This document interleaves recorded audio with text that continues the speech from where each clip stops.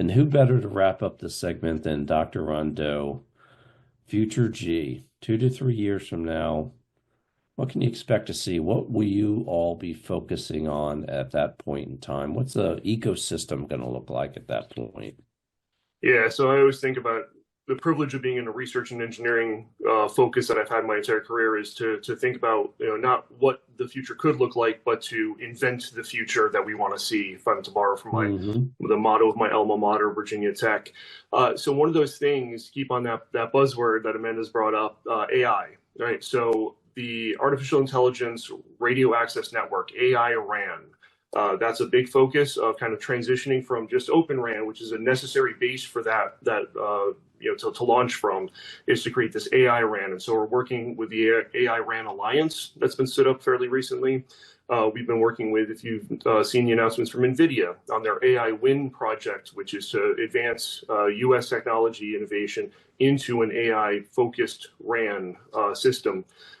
That's the future that we're investing in and pushing forward. And one of the things, the other buzzwords that I think that we heard a lot today are open and interoperable.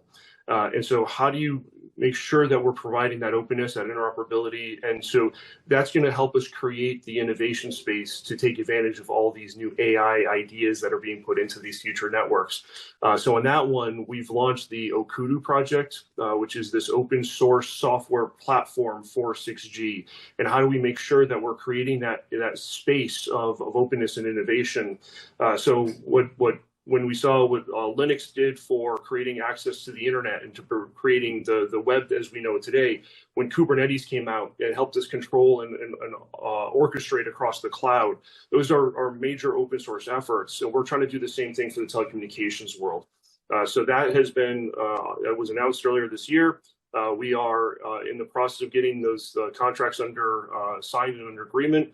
By the end of September, we should be able to announce the plan for executing on Okudu and pushing that forward as a platform for us to create that space of innovation. So now you can take more shots on goal because the barrier to entry of creating a new technology and integrating it into a system becomes much easier, lower barrier of entry and activation energy to do that.